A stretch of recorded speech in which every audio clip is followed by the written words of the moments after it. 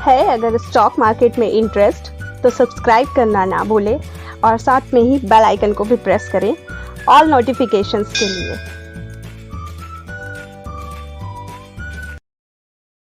तो स्टूडेंट, आज का जो टॉपिक है वो हमारा होगा NISM की सर्टिफिकेशन के लिए हमें क्वालिफ़िकेशन क्या चाहिए। क्योंकि ये आज का जो वीडियो है वो बहुत ही ज़्यादा रिक्वेस्ट पे आई है, क्योंकि आपने मोस्ट प्रोबेबली देखा होगा कि मेरे जितने भी कमेंट्स हैं वो ज़्यादातर भरे हुए होते हैं कि मैम इसका क्वालिफ़िकेशन क्या है। क्योंकि बहुत सारे ऐसे लोग होते हैं जो 12th पास होते हैं, जो सिर्फ BCA किए होते हैं, BCom किए होते हैं, BA किए होते हैं, ओनली ग्रेजुएट होते हैं। कुछ लोग ऐसे होते हैं कि ग्रेजुएशन रनिंग है बट उन्हें ज़रूरत है जॉब की, और कुछ लोग ऐसे होते हैं कि पोस्ट ग्रेजुएशन करके बैठे बट उनके पास जॉब नहीं है। कुछ लोग ऐसे हैं कि पोस्ट ग्रेजुएशन उनका रनिंग है बट वो चाहते हैं कि पार्ट टाइम वो कहीं ना कहीं जॉब कर लें। तो आज का जो हमारा वीडियो होगा वो इसी पे होगा कि क्वालिफ़िकेशन क्या है हमारा NISM सर्टिफिकेशन के लिए और जॉब के लिए। तो हेलो स्टूडेंट, मैं अंजलि मिश्रा आपका स्वागत करती हूँ अपने NISM सर्टिफिकेशन चैनल पे। तो आज हम देखेंगे क्वालिफ़िकेशन, और आपको कोई भी डाउट आता है तो प्लीज़ मुझे कमेंट कीजिएगा और ये वीडियो पूरा देखिएगा, क्योंकि आज का वीडियो बहुत ही अच्छा होने वाला है। हो सकता है कि आज मैं जो भी बताऊँ कहीं आप उस इन्फॉर्मेशन को मिस ना कर दो, तो सारी इन्फॉर्मेशन के लिए वीडियो को पूरा देखिएगा। साथ में ही अपडेटेड कुछ वीडियोस आने वाले हैं, उसके बारे में भी मैं कुछ बातें करूंगी। तो चलिए स्टार्ट करते हैं। तो स्टूडेंट, जैसा कि मैंने बोला आपको कि क्वालिफ़िकेशन बहुत ही ज़रूरी है। अब बहुत सारे ऐसे लोग होते हैं जो सोचते हैं कि 12th में मेरा सेकंड डिवीज़न मैंने लिया हुआ है या सेकंड डिवीज़न मेरा आया है बट मेरे अच्छे परसेंटेज नहीं आए हैं। और बहुत सारे ऐसे लोग होते हैं जो ग्रेजुएशन परसुइंग होते हैं, बहुत सारे लोग ऐसे होते हैं जो पोस्ट ग्रेजुएशन परसुइंग होते हैं। तो वो सोचते हैं कि अगर हम स्टडी कर रहे हैं तो क्या हम जॉब कर सकते हैं इसमें। तो आज इन सारी बातों के बारे में हम डिस्कस करेंगे, जितने भी टॉपिक्स हैं। और साथ में मैं आपको एक बहुत ही इम्पॉर्टेंट न्यूज़ बताना चाहती हूँ कि बहुत ही जल्द हमारे चैनल पे एक गेम स्टार्ट होने वाला है जो कि कंपटीशन गेम होगा। और वो गेम ऐसा होगा कि जैसे जो वो एक वीक में एक डे होगा। तो उसमें क्या होगा कि मैं कुछ क्वेश्चन आपको जिस दिन वो वीडियो बताऊंगी उस वीडियोस में जो मैंने आपको पढ़ाया हुआ है उससे रिलेटेड मैं आपको क्वेश्चन करूंगी। लगता है कि जैसे जो भी मैंने क्वेश्चन बताए होंगे उस वीडियो में, तो उससे रिलेटेड या वैसा ही घुमा के क्वेश्चन होगा जो कि आपके NISM के एग्ज़ाम में आएंगे। तो इससे क्या होगा, और ये क्वेश्चन ऐसे होंगे कि करेंसी के भी हो सकते हैं, रिसर्च एनालिस्ट के हो सकते हैं, म्यूचुअल फंड के हो सकते हैं और NISM 8 के हो सकते हैं।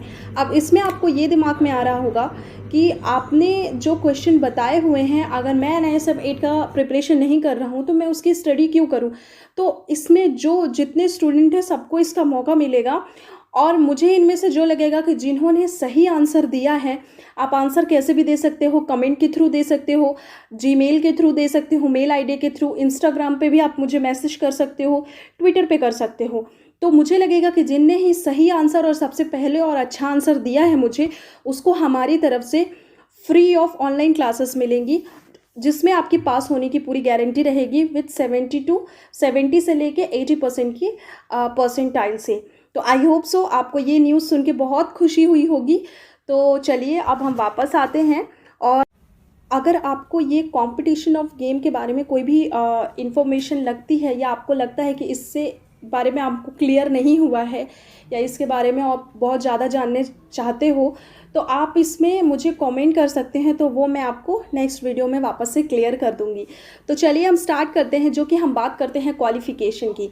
अब क्वालिफ़िकेशन ये है कि आप NISM में कोई भी आप एग्ज़ाम दो, कोई भी, चाहे वो NISM 8 का है, आप NISM 15 research analyst, currency, mutual fund हो गया, इन्वेस्टमेंट एडवाइज़र हो गया, कोई भी एग्ज़ाम हो, ये मैं 5 हाईलाइटेड बता रही हूँ जो सबसे ज़्यादा यूज़ होते हैं, कोई भी हो, उसके लिए आपका 12th का क्लियर होना बहुत ज़रूरी है। और इसमें कोई परसेंट की मांग नहीं होती है कि आपका 60 से ऊपर परसेंट होना चाहिए, 70 से या 80 या 90 होना चाहिए।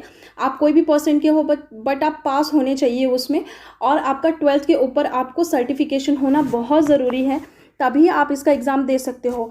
बट अब मेरी बात पूरी आप सुनिएगा, क्योंकि इसमें क्या है, आप एग्ज़ाम तो दे सकते हो।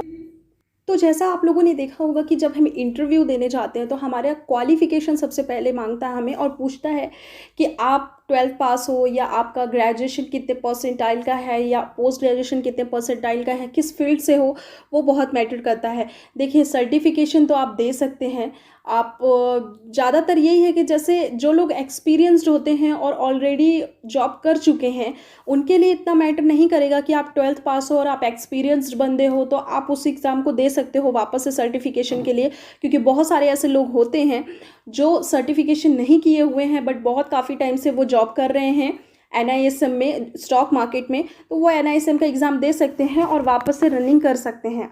बट बहुत सारे ऐसे लोग हैं जो अब न्यूली अपडेट होना चाहते हैं, जो सर्टिफिकेशन के लिए जाना चाहते हैं। तो मेरे हिसाब से मैं यही बोलूँगी कि एटलीस्ट आपका ग्रेजुएशन परसुइंग होना चाहिए या ग्रेजुएशन कंप्लीट होना चाहिए। तो आप जॉब के लिए अगर चाहते हो तो वो ज़्यादा बेटर होगा आपके लिए, क्योंकि आप इन्वेस्टमेंट एडवाइज़र के लिए जाओ या सब ब्रोकर भी बनना चाहते हो या कोई भी जॉब के लिए जाते हो तो एटलीस्ट बंदा आपके में ये तो देखेगा ना कि सामने वाले में इतनी क्वालिफिकेशन है कि नहीं, क्योंकि आजकल 12 पास को इतना कोई नहीं पूछता है, बट ग्रेजुएशन आपका कंप्लीट रहेगा। आप ग्रेजुएशन किसी से भी करो, आप BA से करो, BCA करो, BCom करो, उतना कंपनी फिर मतलब ध्यान नहीं देती है, थोड़ा सा बोल देती है ठीक है, नेगोशिएट कर देती है। बट जहाँ मेन बात होती है 12th की, तो मैं यही बोलूँगी कि अगर आप परसुइंग हो या आपने ग्रेजुएशन कंप्लीट कर दिया है तो वो बहुत अच्छी बात है आपके जॉब के लिए। बट एग्ज़ाम के लिए आप कोई भी एग्ज़ाम दो, चाहे वो रिसर्च एनालिस्ट का हो, म्यूचुअल फंड का हो, करेंसी का हो, चाहे 8 का हो, चाहे इन्वेस्टमेंट एडवाइज़र का हो, कोई भी एग्ज़ाम हो, आपके लिए 12th ही सिर्फ ज़्यादा मैटर करता है, अदरवाइज़ कुछ नहीं। आप 12th पास हो तो आप एग्ज़ाम दे सकते हो।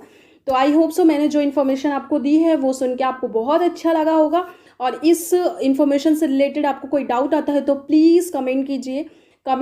मैं नेक्स्ट वीडियो में उसे क्लियर करने की कोशिश करूँगी, क्योंकि आपको भी पता है जो मेरा वीडियो होता है वो कहीं ना कहीं आप लोगों की रिक्वेस्ट पे ही बना होता है। और हाँ, आप लोगों को जो मैंने आज गेम के बारे में बताया, कंपटीशन ऑफ गेम के बारे में बताया, अगर वो सुन के आपको बहुत अच्छा लगा तो प्लीज़ हैप्पी करके मुझे कमेंट कीजिएगा। और बहुत ही जल्दी वो कॉम्पिटिशन भी स्टार्ट होने वाला है, तो उससे रिलेटेड भी कोई आपको डाउट आता है तो प्लीज़ मुझे कमेंट कीजिए, मैं उसे भी और क्लियर करने की कोशिश करूँगी। तो जिन्होंने भी मेरा चैनल सब्सक्राइब नहीं किया है, बेल आइकन प्रेस नहीं किया है, बेल आइकन प्रेस कर दीजिए, लाइक कीजिए। जिन्होंने कर लिया उन्हें ढेर सारा प्यार, एंड साथ में जिन्होंने सब्सक्राइब नहीं किया सब्सक्राइब कीजिए, क्योंकि जो भी अपडेटेड अब इन्फॉर्मेशन आने वाले हैं, क्वालिफिकेशन ऑफ गेम आने वाले हैं, वो आपको सबसे पहले मिल सकें, क्योंकि वो बहुत ज़्यादा इंपॉर्टेंट है। और साथ में ही अपना ख्याल रखिए, take care of your health and your family. जय हिंद।